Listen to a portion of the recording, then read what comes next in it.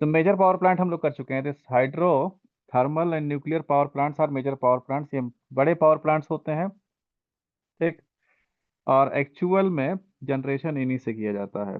इसके अलावा बाकी जितने पावर प्लांट हैं वो छोटे पावर प्लांट हैं।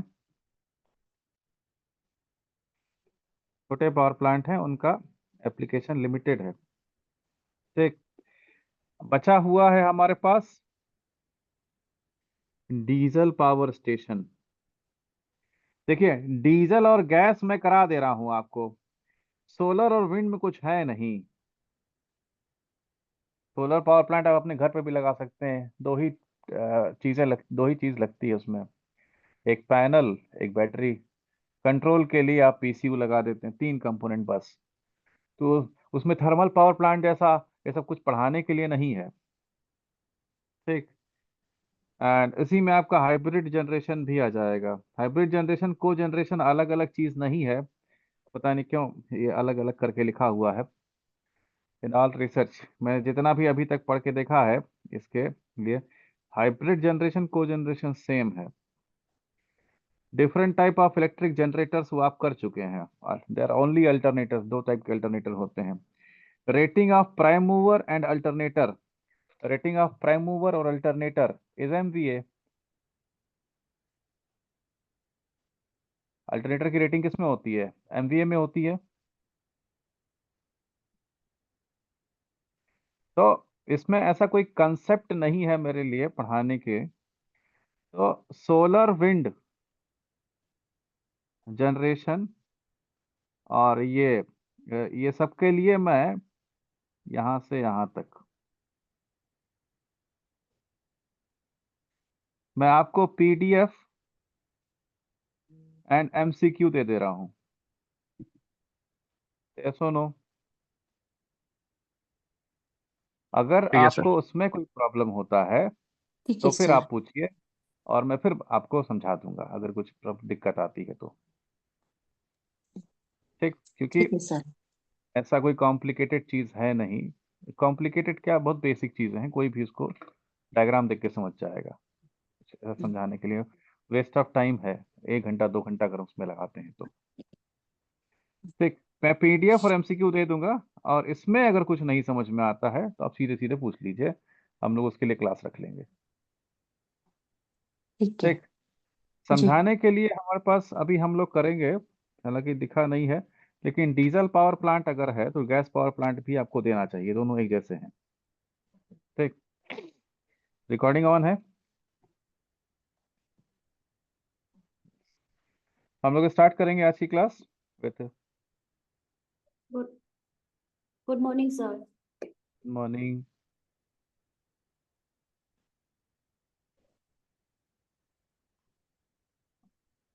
Diesel power plant.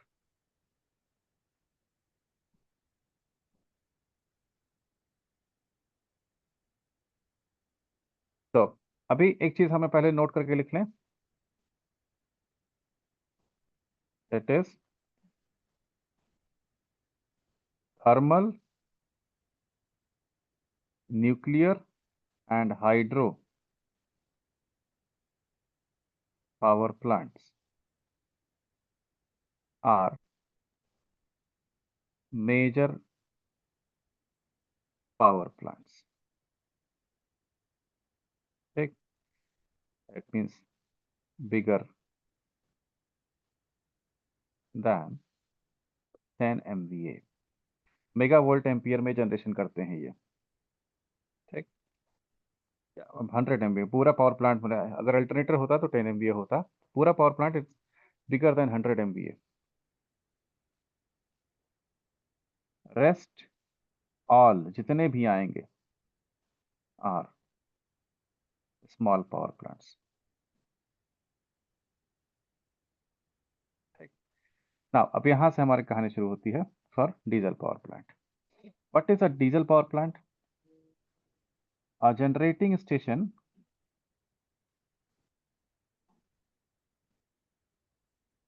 in which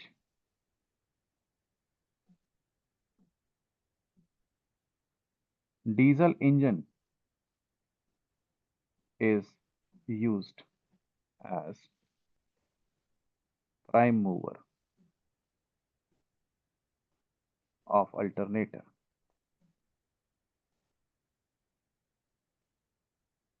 is known as diesel power plant.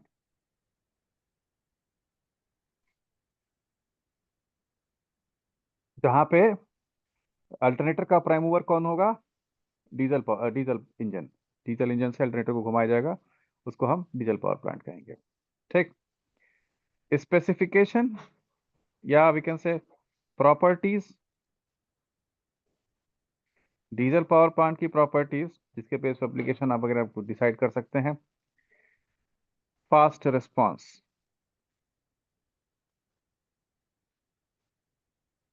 That is starting and closing. Closing का मतलब disconnection in very less time. किसी दूसरे पावर प्लांट को स्टार्ट करने में बहुत समय लगता है। It is just push button start of. Diesel engine को आप तुरंत स्टार्ट तुरंत ऑफ कर सकते हैं। दूसरी property, overall efficiency. Diesel engine की खुद की इफिशियंसी 70% के आसपास होती है। अब उससे आप प्राइम मूवर घुमाएंगे, वहां पे लॉस होगा, फिर अल्टरनेटर का लॉस होगा। Overall efficiency is 30 to 35%। Clear? We have some advantage also कि सिंपल एंड स्मॉल डिजाइन। एक छोटे से प्लॉट में, जमीन पे या छोटे से घर में भी डीजल पावर प्लांट बैठाया जा सकता है। And comparatively less initial cost then sir ये फर्स्ट पेज है। एनी अदर जी power plant.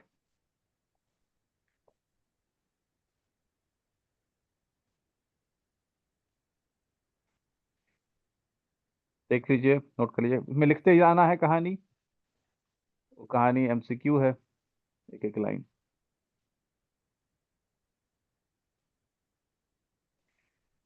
And this then sir photo quick response. खींचिएगा पड़ता। एक मिनट बेटा, लास्ट लाइन।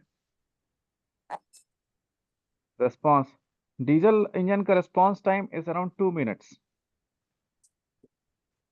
ये 2 मिनट के अंदर स्टार्ट हो सकता है। लीजिए फोटो।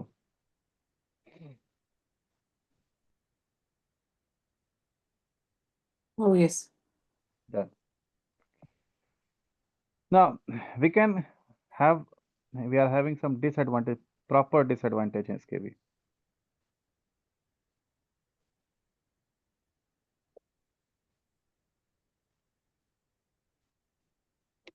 डीजल कितना रुपए लीटर है?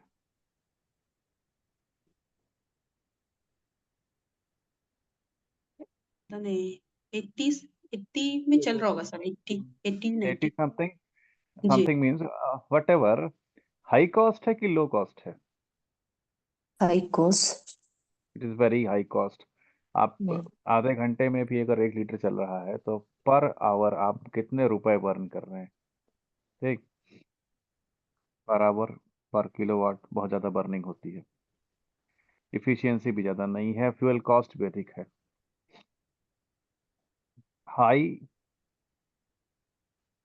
Fuel cost, that is high running cost भी बोल सकते हैं उसको। It has lowest initial cost but a very high running cost. ठीक। दूसरा point,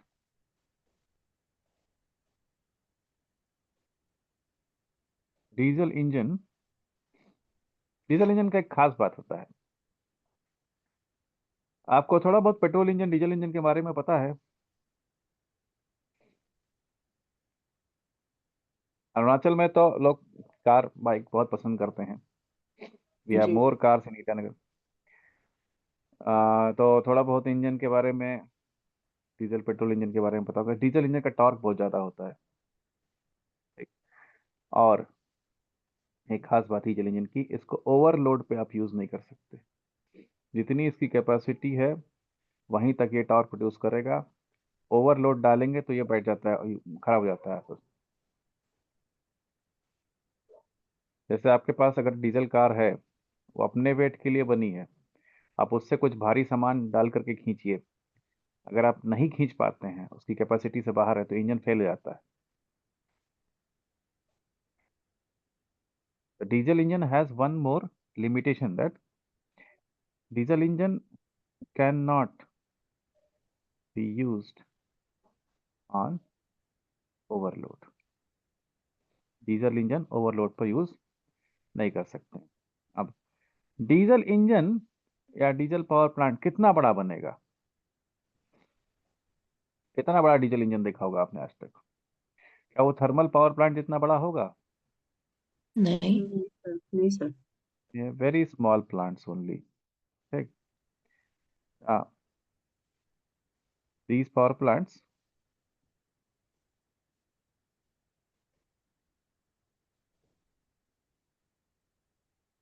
are used as small power plants only. केवल स्मॉल पावर प्लांट की तरह इसको यूज कर सकते हैं, कोई बहुत बड़ा नहीं बनाते हैं। अब ये सब एडवांटेज डिसएडवांटेज के साथ इसका अगर एप्लीकेशन देखें, तो क्या ये बेस लोड प्लांट हो सकता है? No sir. ठीक। तो अब ये कभी भी अगर मेजर पावर सिस्टम से कनेक्ट होता है, it is suitable for peak load plants only. केवल ये पीक लोड प्लांट्स के लिए ही यूज कर सकते हैं। और कॉमनली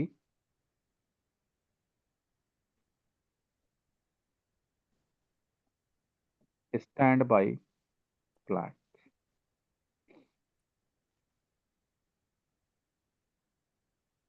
ठीक। ऑल्सो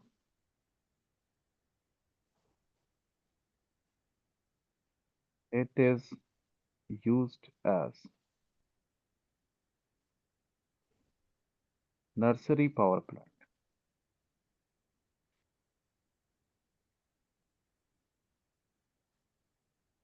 नर्सरी अब पावर इसका प्लांट मतलब सर, मतलब इसका मतलब, ये मैं पूछने वाला था, इससे पहले आपने पूछ लिया।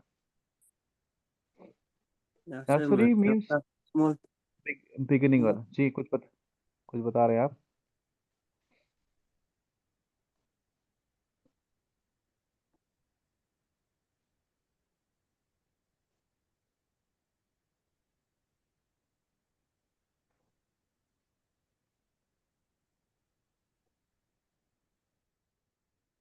समझाने के लिए, आप अगर माइक ऑन किए हैं, मुझसे बात करेंगे तो मैं समझा पाऊंगा नर्सरी पावर प्लांट क्या होता है। जी सर। सपोज आपने एक जमीन का हिस्सा प्लॉट खरीदा, इधर घर है, इधर घर है, इधर घर है। हम्म। आपने जमीन खरीदी, ठीक, यहाँ पे। अब आपको यहाँ पे घर बनाना है। जी। घर बनाने के लिए जब आप एक तो पुराना वाला method, labour, hardcore labour material, labour से सारा काम करवाइए। हम्म। अब आज के टाइम में मशीनें भी आ गई हैं, मशीनों से बड़ा काम एक साथ हो जाता है, तो हम्म। जो है आपका टाइम बचता है। तो आप जब आप घर में मकान बनाना चाहते हैं, ठीक, तो आपको इलेक्ट्रिसिटी की जरूरत होगी कि नहीं? होगी सर। होगी। कहाँ से लाएंगे? हम्म। वही हम लोग तो जो कनेक्शन घर घर पे करते हैं वहीं से लेते हैं। घर है ही नहीं ना अभी। हाँ। अभी तो हाँ। प्लॉट है, बनाना है। जी। We have two ways. या तो हम्म। जो लाइन जा रही है उसी से ले लीजिए डायरेक्ट, हम्म। लेकिन ये इलीगल है, हम्म। लीगल नहीं है।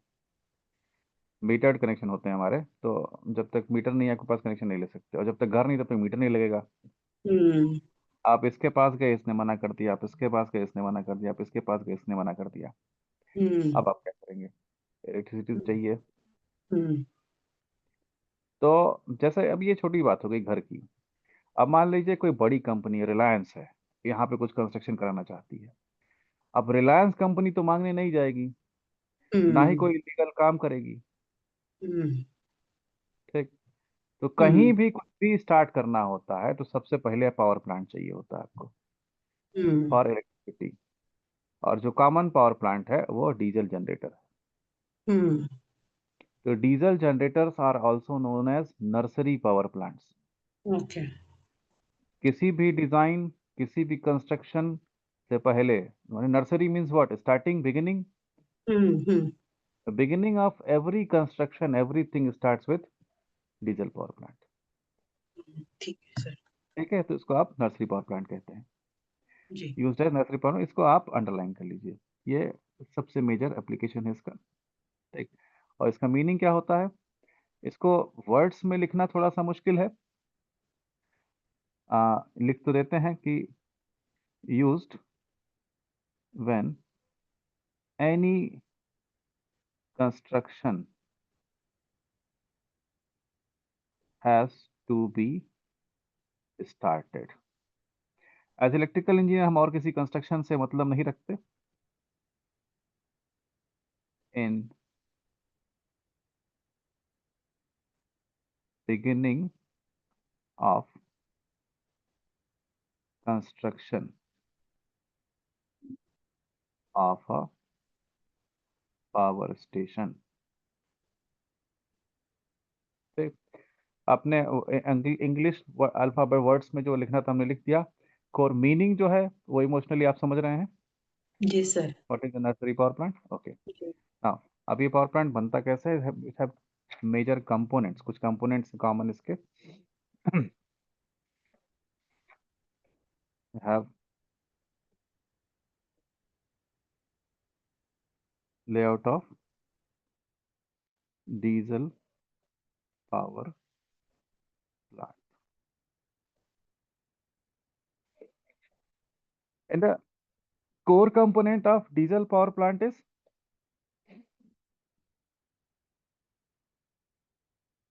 Diesel engine. अच्छा थोड़ी सुनिए, अभी जो मैंने बोला उसको देख करके आपके दिमाग में इमेज बनेगा डीजल जनरेटर का, जो साइलेंट जनरेटर उठा करके आप घरों में देखते हैं, बिल्डिंगों के बाहर देखते हैं ना, बड़े से जी डिब्बे सर। में बाहर। वो डीजल जनरेटर हैं। हम इससे थोड़े बड़े प्लांट के बारे में बात कर रहे हैं। जैसे पता होगा आपने, एज इंजीनियर हम लोग छोटी छोटी चीजें नहीं पढ़ते। Talking about diesel power plant थोड़ा इससे बड़ा।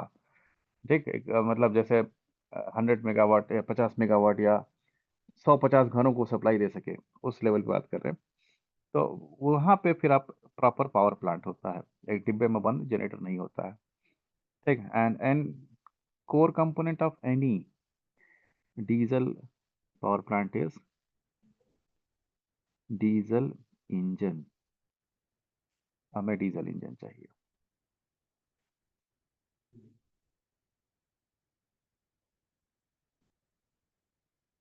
ठीक। अब डीजल इंजन में आपको अलग से एयर के लिए चैनल दिया रहता है, और उसके बाद इंजन से एग्जॉस्ट के लिए एक क्या दिया रहता है?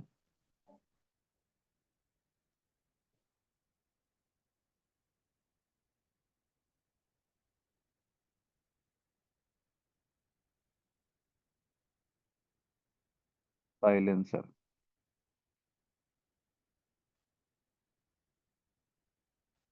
नॉर्मल अमाउंट में एयर नहीं चाहिए रहती है, बहुत ज़्यादा एयर चाहिए रहती है डीजल की बर्निंग के लिए।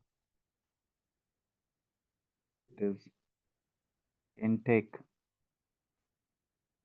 Air system.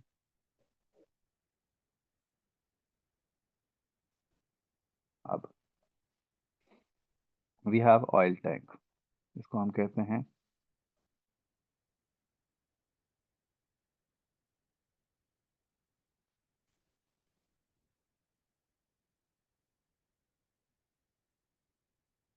all day tank.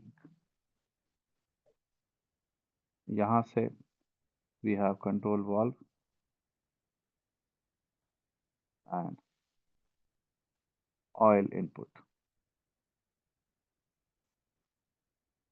ठीक, अब डीजल इंजन रोटेट करेगा, इसके और भी यूज होते हैं। डीजल इंजन के साथ साथ आप एक कनेक्ट कर सकते हैं motor, used for charging of battery.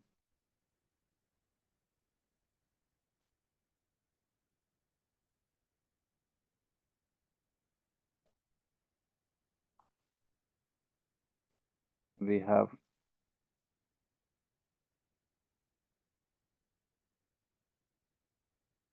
main fuel tank, and then here is fuel transfer pump. साथ में बनाते रहिए। प्यूरिफिकेशन के लिए वी हैव पंप के बाद स्ट्रेनर। विजिबल है ना, पढ़ पा रहे हैं आप? जी सर। यहां से जाता है फ्यूल ऑल डे टैंक में, ठीक, और बचा हुआ वापस भी आता है मेन टैंक में जाएगा। फिर उसकी जब पूरा बर्न नहीं हो पाया तो जो बचता है वापस आता है।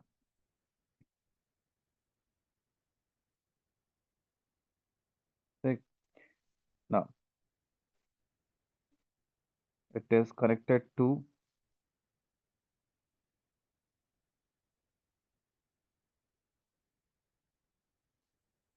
alternator.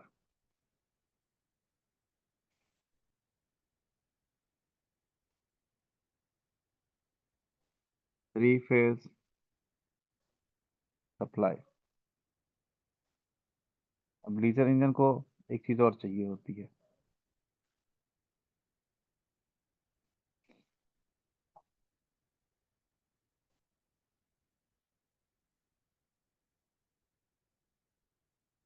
Lubricate system. यहाँ से लुब्रिकेंट जाता है, यहाँ से वापस आता है। ऑयल चाहिए होता है ना,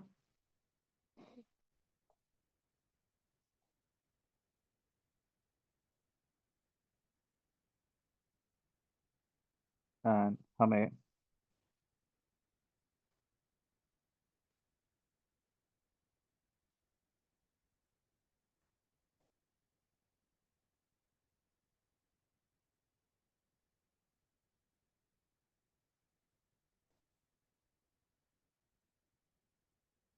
दिस इज कूलिंग टावर।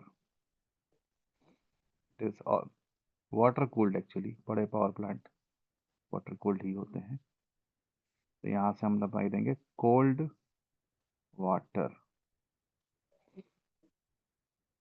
तो डीजल जनरेटर में बेसिक कंपोनेंट्स यही हैं।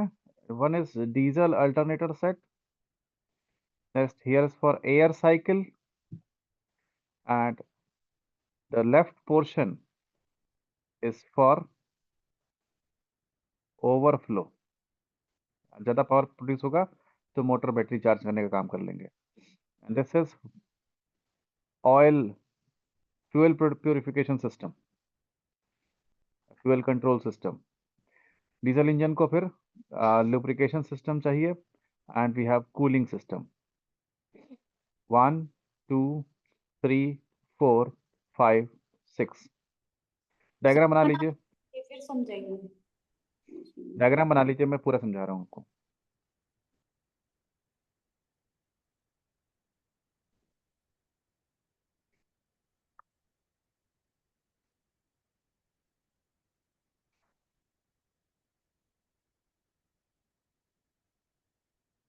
डायग्राम बना के बताइए बेटा सब लोग।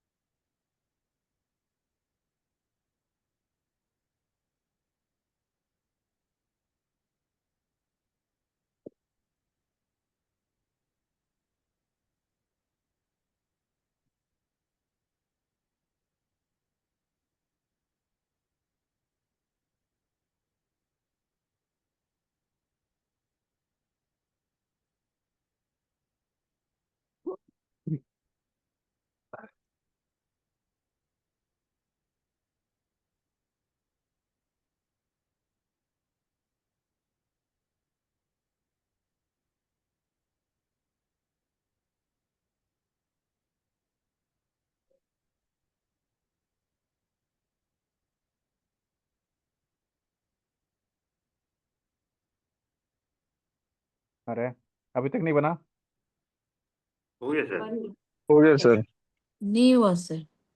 अरे जल्दी बताइए, मैं वेट कर रहा हूँ, बना करके बोलिए तब मैं शुरू करूंगा। जी सर।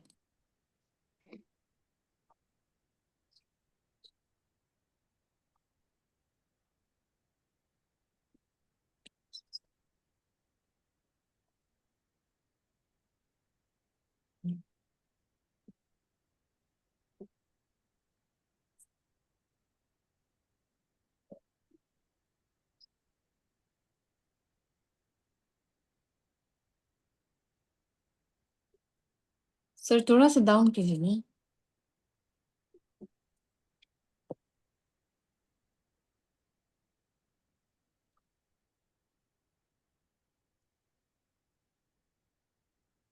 हो गया सर। तो you can say that diesel engine works on synchronized operation of following systems.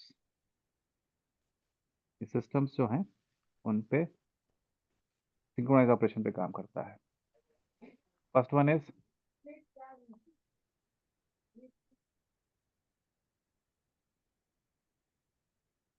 उल्टा स्टार्ट करते हैं। First one is silencer. Silencer का काम क्या होता है?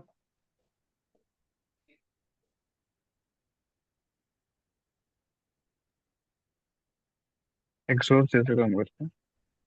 Exhaust, silencer exhaust are same thing. आपने वर्ड मीनिंग बोल दिया।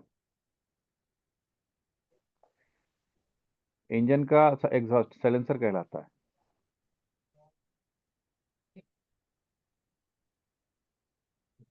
नॉइज सप्रेशन पहला काम इसका है, रिड्यूस नॉइज। दूसरा काम है इसका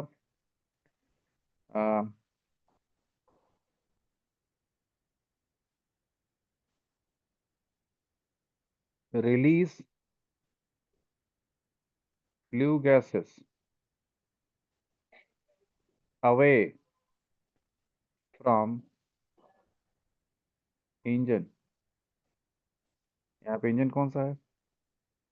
ये इंजन। अब देखते हैं ना, इंजन से पाइप निकलती है, बहुत लंबी सी पाइप दूर ले आके इसको छोड़ती है। जितना लंबा व्हीकल होगा उतनी दूर ले जा पाएंगे।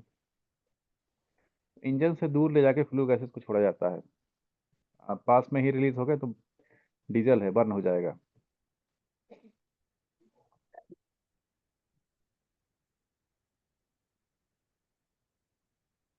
टेक नेक्स्ट,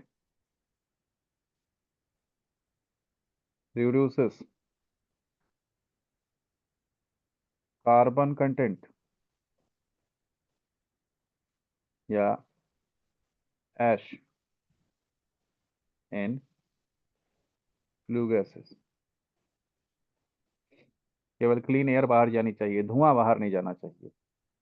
या स्मोक आप रिमूव करते हैं वहां से। ठीक। दूसरा सिस्टम होता है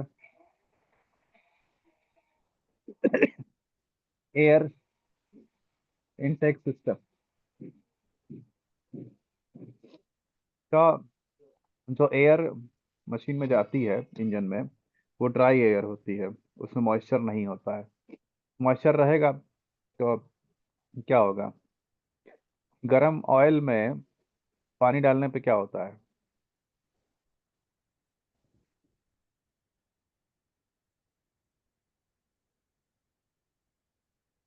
So this works as air purifier, dust वगैरह निकालेगा, plus removes moisture from air, air में से मॉइस्चर को भी रिमूव करेगा। Now next is fuel supply system. It consists of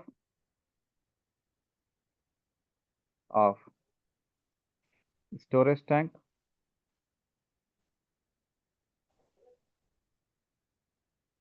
strainers, and fuel transfer pump. अब इनका मतलब निकालने की जरूरत तो है नहीं, टैंक है तो क्या काम करेगा, स्टोर करेगा। Fuel transfer pump storage tank से ऑल डे फ्यूल टैंक तक ट्रांसफर करता है, वो सब लिखने का जरूरत है नहीं। Fourth one is diesel engine. Diesel engine के बारे में कितना जानते हैं आप?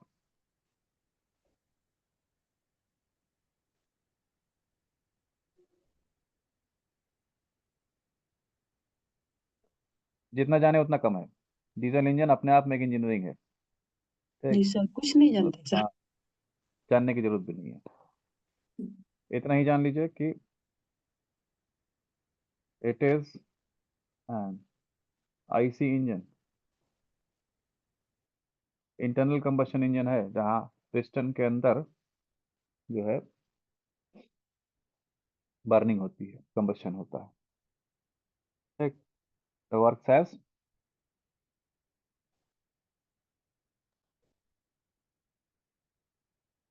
Prime mover.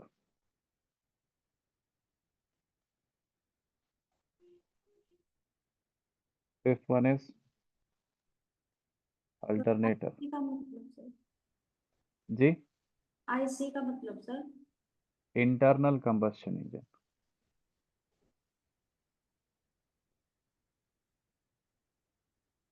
दो तरह के इंजन होते हैं, एक्सटर्नल कंबशन इंजन और इंटरनल कंबशन इंजन। जो आपका हाइड्रो पावर प्लांट था वो एक्सटर्नल कंबशन था। यहाँ पे जहाँ मूवमेंट होता है वहीं पे डीजल इंजन का वर्किंग पता है आपको? नहीं sir. Difference between petrol engine diesel engine. तो थोड़ा रुक जाइए, तसल्ली से समझ लें फिर आगे चलें। जी सर। माइक ऑन कर लीजिए। डीजल एंड पेट्रोल, हमारे पास दो तरह के आईसी इंजन हैं, ठीक। जो इग्निशन टेम्परेचर है किसका कम होता है, डीजल का कि पेट्रोल का?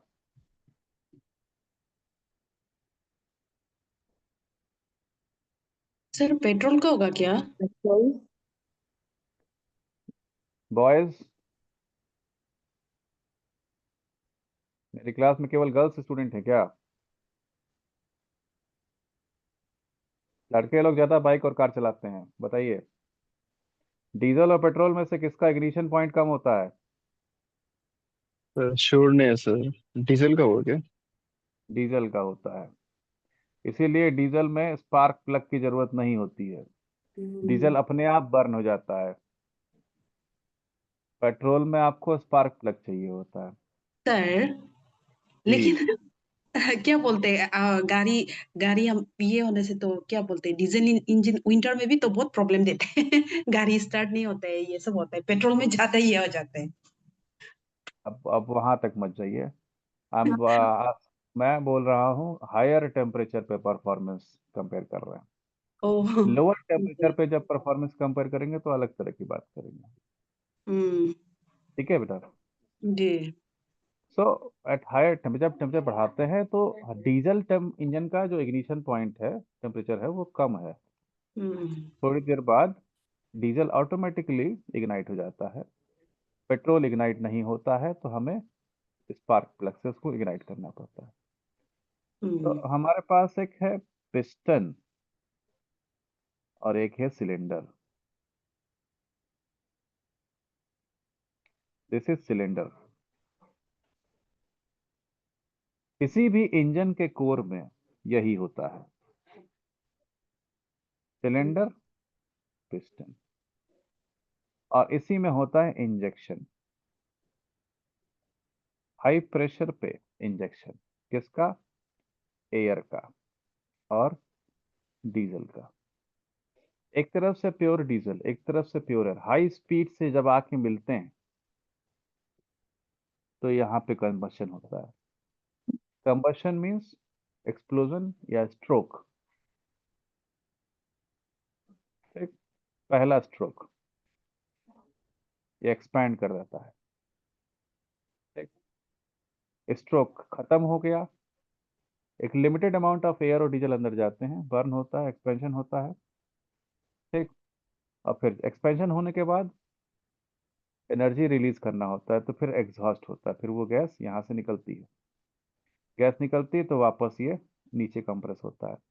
तो ऐसे ऐसे ऐसे ऐसे पिस्टन मूव करता है, और इस ऐसे ऐसे को फिर कन्वर्ट करते करते पहिए में पहुंचा के घुमाते हैं, चल रही है गाड़ी हमारी। तो this is the 4 stroke engine. What are the 4 strokes? कोई नाम बताएगा?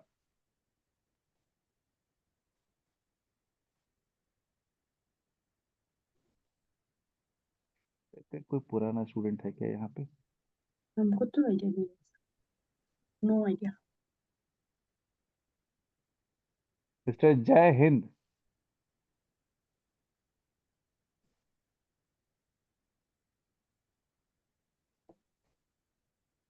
Injection, compression, combustion, expansion, then exhaust.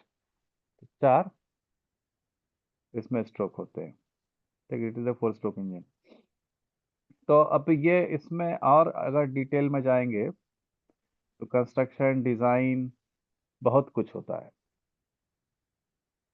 ठीक, इससे ज़्यादा जानने की ज़रूरत नहीं है। अगर ये पेट्रोल इंजन होता तो इंजेक्शन के साथ आपको स्पार्क प्लग भी चाहिए होता था, यहाँ नहीं चाहिए होता है, वरना पेट्रोल इंजन हमारे सिलेबस में है। डीजल इंजन के बारे में इससे ज़्यादा जानने का ज़रूरत नहीं है। ठीक, एक चीज़ और जो जान सकते हैं, this is piston and cylinder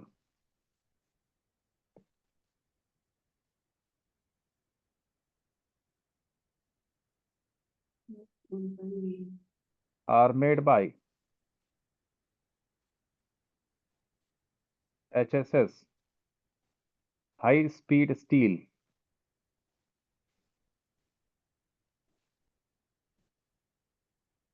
steel. ठीक, now we have alternator. Alternator में लिख सकते हैं कि we are electrical engineers, don't teach me about alternator, we completed yesterday, a day before yesterday।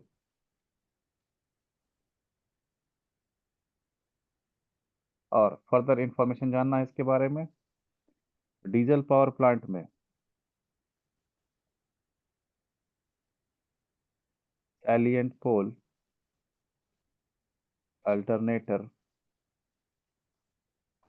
Is used. Alternator का पर्पस क्या है? It converts mechanical energy to electrical energy.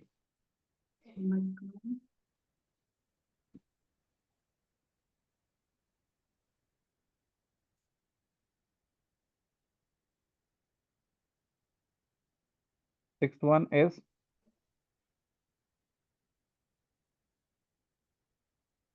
lubricating system. ज्यादातर आप लोग सब लोग समझते ही हैं, जानते ही हैं, बस वर्ड्स में कन्वर्ट करना ही होता है।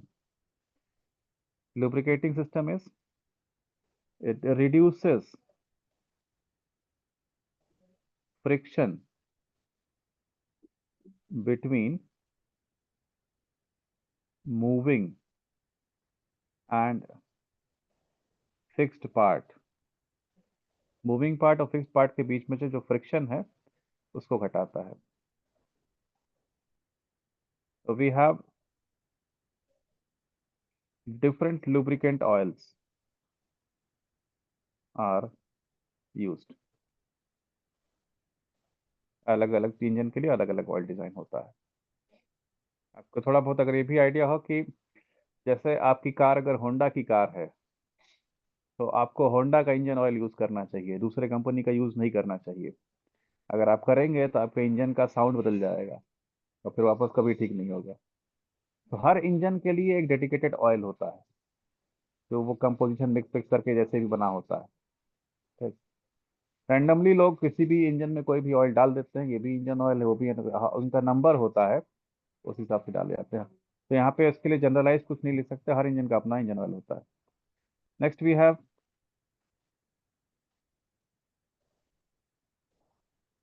Cooling system. In bigger plants, water cooling system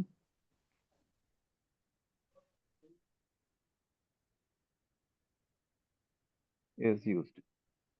अब देखिए टेम्परेचर कहाँ बढ़ रहा है, यहाँ पे अंदर ये सिलेंडर स्टील का बना हुआ है, इसके आसपास पाइपलाइन रहती है, पानी आता है यहाँ से, हीट को लेता है और वापस चला जाता है।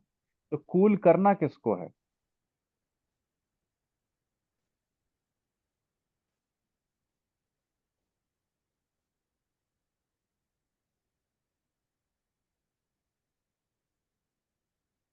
सिलेंडर के इंजन को।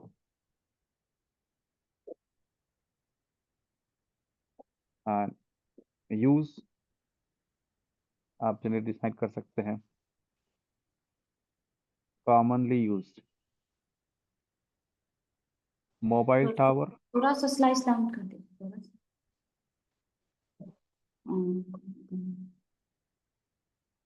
मोबाइल टावर, हॉस्पिटल, एयरपोर्ट,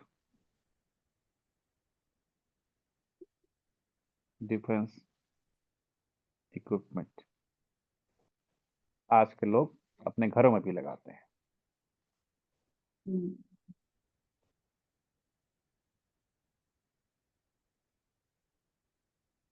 थोड़ा सा रुकिए, मैं आपको जो है एक एग्जैक्ट फिगर भेज रहा हूँ।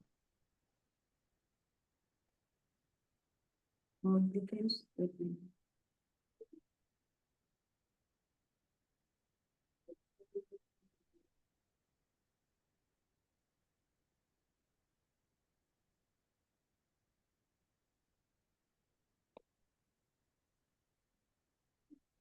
हो गया सर।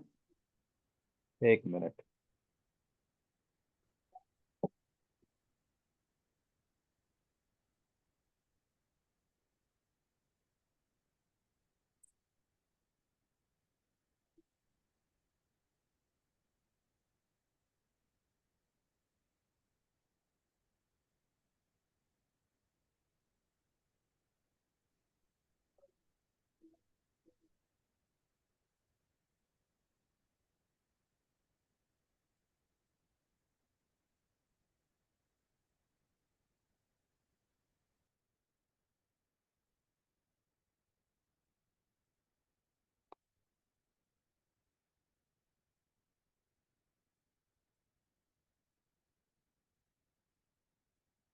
ये पीडीएफ बना के मैं दूंगा अभी जनरेशन का, इसमें आ जाएगा।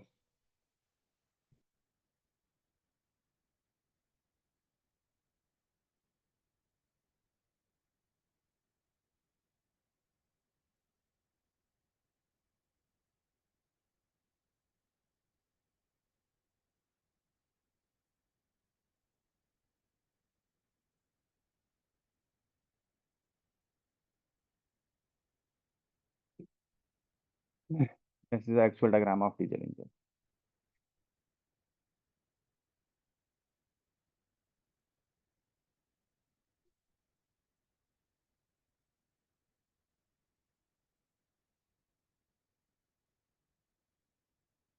आगे चले। ओ सर। जी। सर ये मोटर और बैटरी क्या है सर, मतलब ये जो लेआउट में। That is for overflow. अगर आपके पास एक्सेस पावर जनरेट हो रहा है तो जनरेटर के हम्म। साथ साथ आप मोटर चला के बैटरी भी चला सकते हैं। मोटर का एप्लीकेशन बहुत कुछ तरह से यूज होता है, पंप एक्सेट्रा एक्सेट्रा, कूलिंग के लिए, काइनेटिक एनर्जी के लिए कई जगह यूज होता है।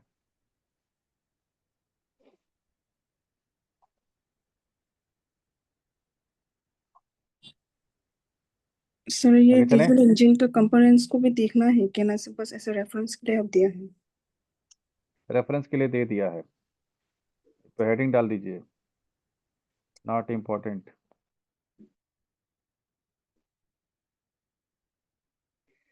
एमसीक्यू में फंस सकता है, कंपैरेटिव होता है ना क्वेश्चन कि intake valve is connected before, अब 4 को ऑप्शन दे देंगे, तब क्या करेंगे आप?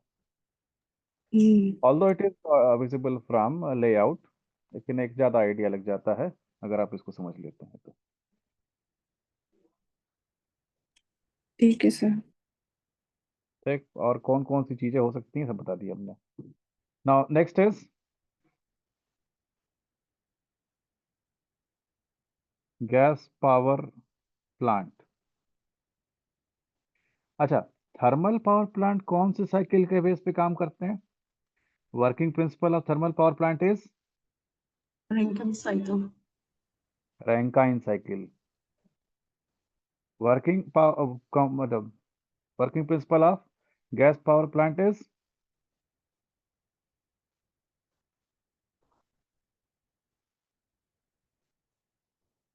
Principal of Brayton cycle. Spelling check कर लीजिएगा, BRAY।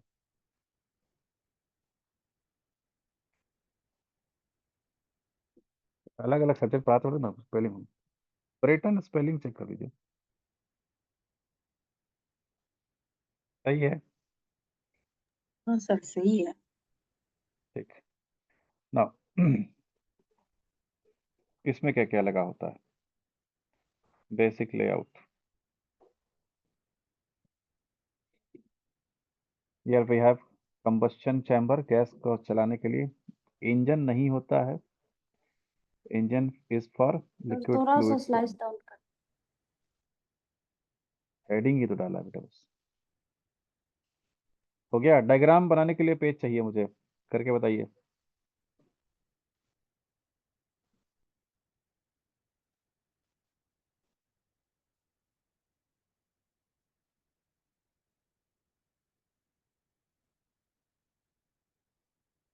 हो गया।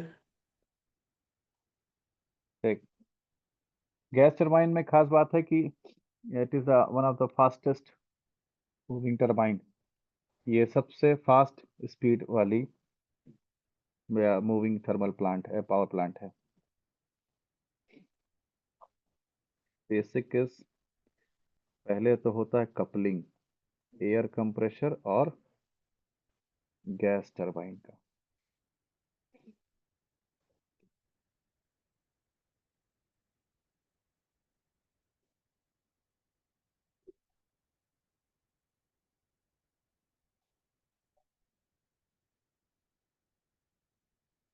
साथ साथ में बनाते चलिए।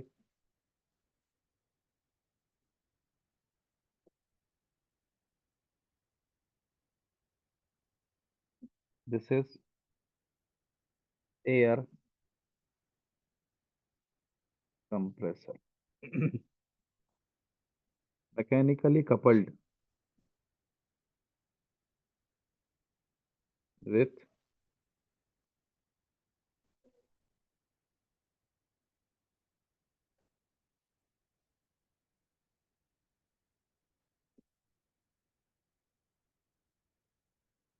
gas turbine। अब टरबाइन से क्या कनेक्ट होगा?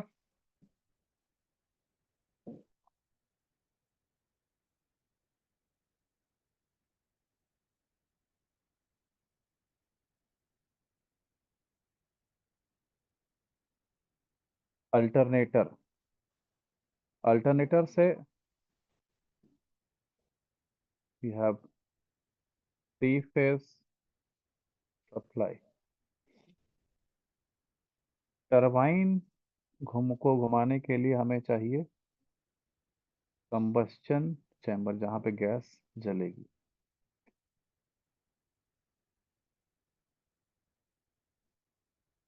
just above turbine we have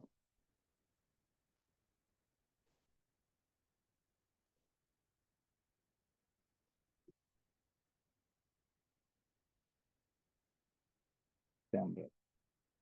यहाँ से we have valve gas is around 1000 degree Celsius. Then we have again, यहाँ पे भी एग्जॉस्ट गैस में एनर्जी ज़्यादा होती है तो उसको यूज़ किया जाता है.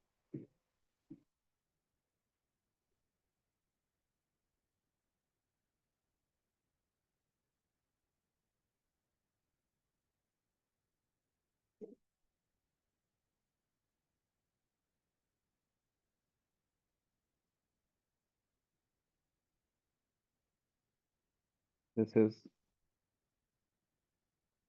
exhaust gas. बचा हुआ temperature is around 300 degree Celsius.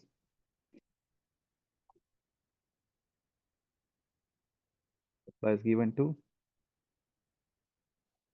regenerator.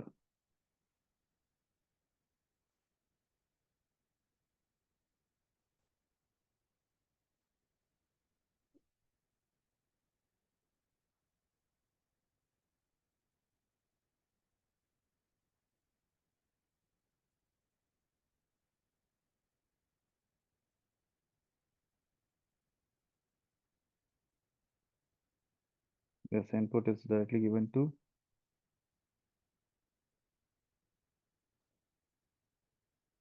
air compression.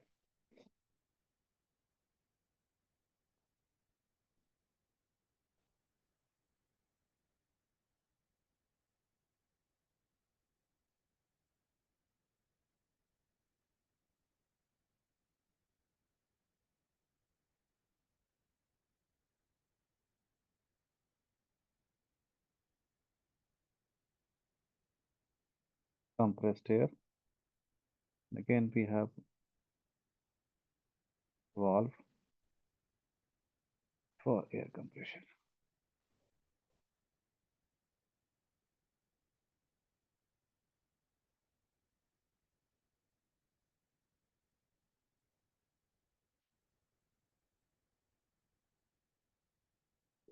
Yeah.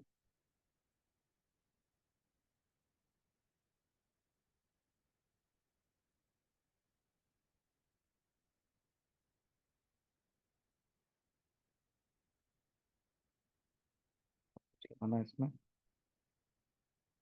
काफी है. बना लीजिए.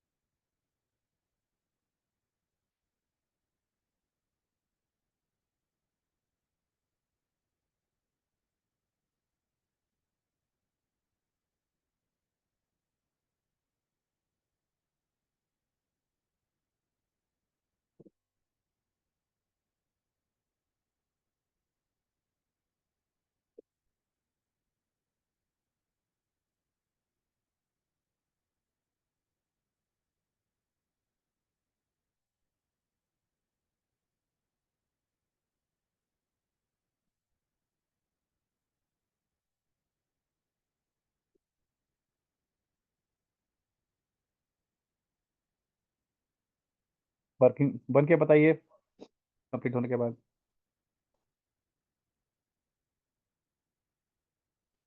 सर ये तो बल्ब और एयर कंप्रेसर का इसमें एक तो लाइन है ना, वो एरो किस तरफ जाएगा, मतलब जाएगा ना ऊपर तरफ जाएगा ना नीचे तरफ जाएगा? Air intake. नहीं सर, उसका ऊपर एयर कंप्रेसर और स्टॉप बल्ब का जो उसमें एक है ना. Air compressor. Air compressor air को कंप्रेस करेगा. तो हम्म. ये कंप्रेस एयर यहाँ पे स्टोर होगी. हम्म. ठीक.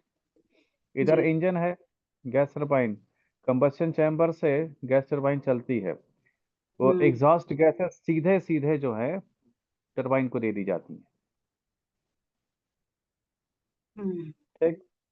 टरबाइन पे उन पे लॉस होता है एनर्जी का, फिर जो एग्जॉस्ट गैस बची उनमें भी अभी हीट एनर्जी है, तो हीट ये रीजनरेटर में जाती है। रीजनरेटर का काम क्या है? एग्जॉस्ट गैसेस की एनर्जी को फिर से एयर के कंप्रेशन में यूज कर लेना। ठीक, तो एयर कंप्रेसर को भी एनर्जी देती है ये, और ओके, कंप्रेस्ड एयर को भी आप एनर्जी देती हैं। ठीक है सर।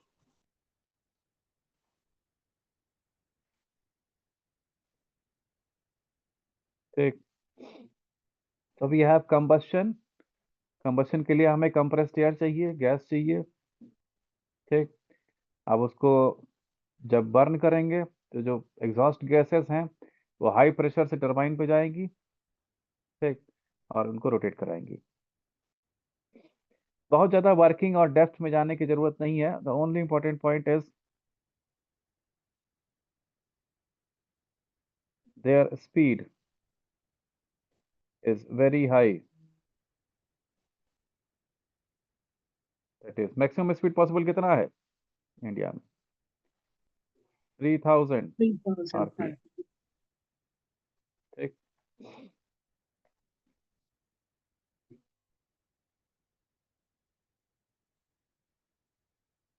अब ये टरबाइन लेआउट है, आप इसको फिर वर्किंग एक्सप्लेन कर सकते हैं, बहुत कुछ यहाँ पे एक्सप्लेन कर सकते हैं।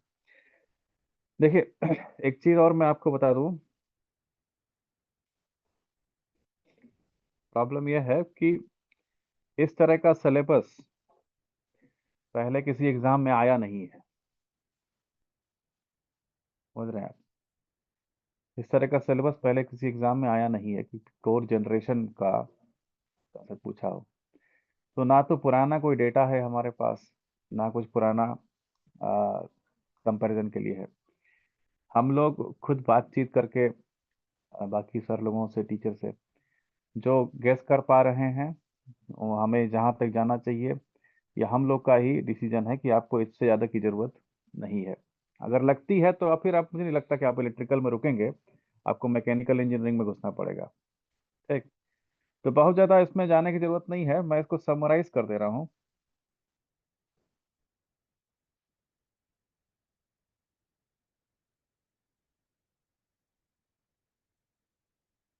अकॉर्डिंग टू एमसीक्यू क्या क्या आता है, हम लोग we have serial number,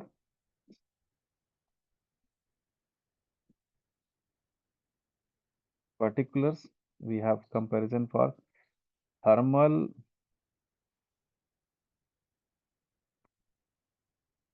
power plant, hydro power plant, और कौन कौन से पढ़ने हमने? Diesel power plant. गैस वाला था नहीं सिलेबस में, लेकिन फिर भी हमने देख लिया है। ये सिर्फ एक इंपॉर्टेंट डाटा है वहां पे कि वो बहुत हाई स्पीड टरबाइन होती है, highest speed machine power plant. Basically इनको आपको कंपेयर करना है।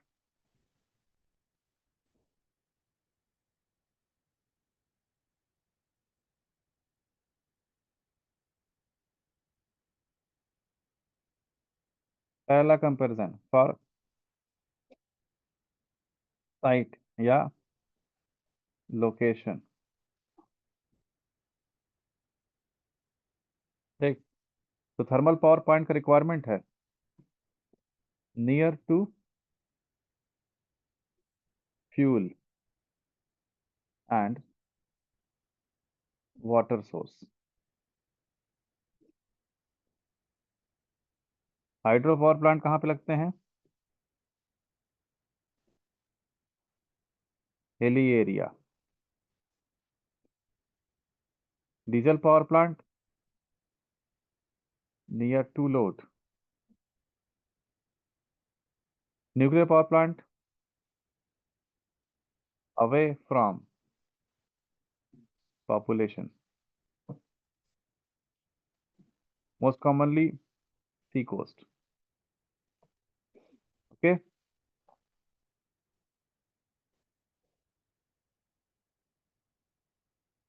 सेकेंड कंपैरिजन,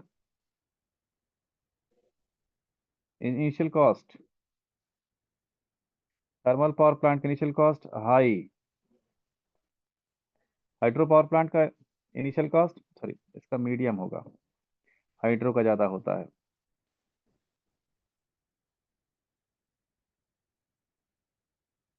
हाई, डीजल का लो है, न्यूक्लियर का हाईएस्ट।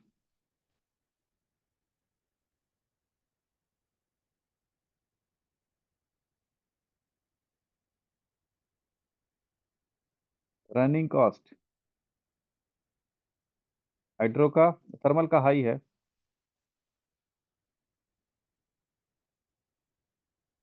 हाइड्रो का लगभग रनिंग कॉस्ट होता ही नहीं है। और ये क्या था, डीजल हाईएस्ट, न्यूक्लियर का भी लो है।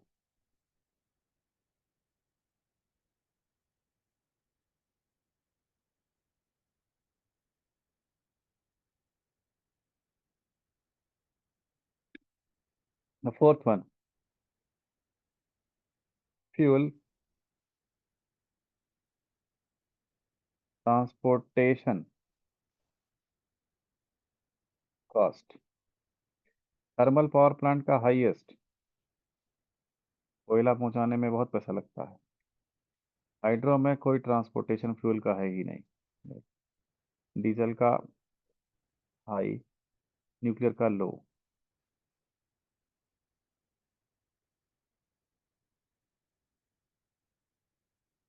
Fifth one, efficiency,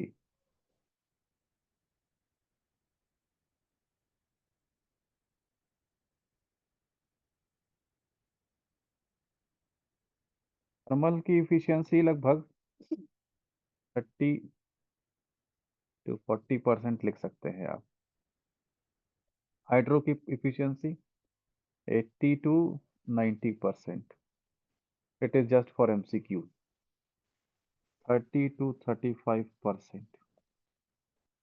nuclear power plant की लो, ये भी इसी रेंज में आ जाएगी, लिख ही लीजिए 30 to 35%।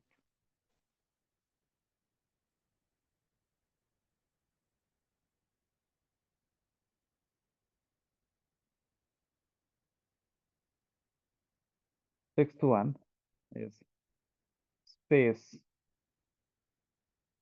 required,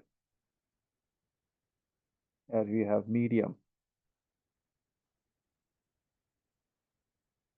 high is lowest, low.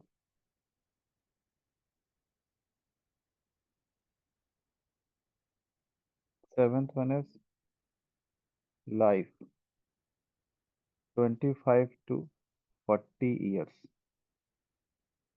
is highest life, कम से कम 200 साल। डीजल की 20 to 25 years। दिल्ली गवर्नमेंट में तो कभी है, कम है, आंट से, इसके लाइफ का पता नहीं।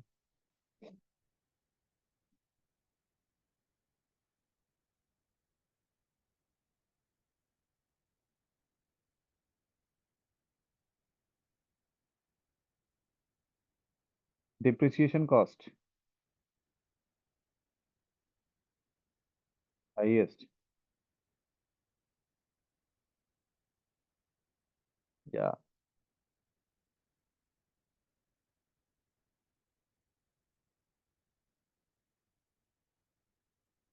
जो जितने दिन तक रहेगा इसका मतलब उसका डिप्रिसिएशन उतना स्लो है, is lowest, high, low, this is all.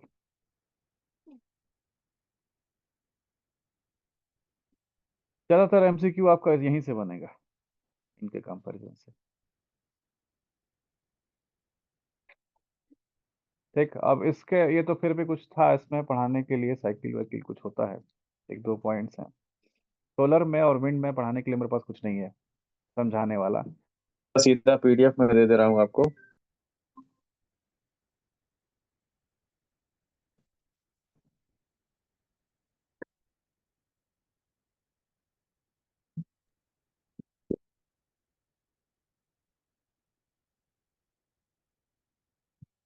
Hello. Ji sir. Sir ये सब तरफ से डिस्कनेक्ट कैसे हो गया?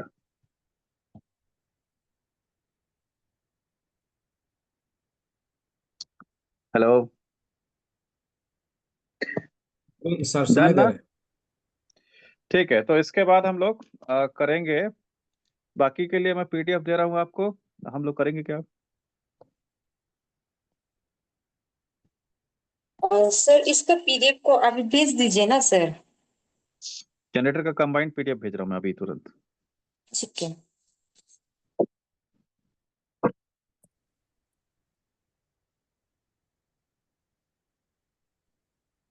मटेरियल हो गया, सर्किट हो गया, मेजरमेंट हो गया, मशीन हो गया, जनरेशन में जनरेशन हो गया।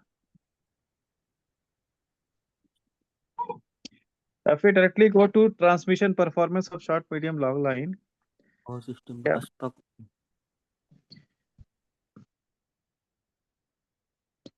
ये थोड़ा उल्टा सीधा दिया हुआ है।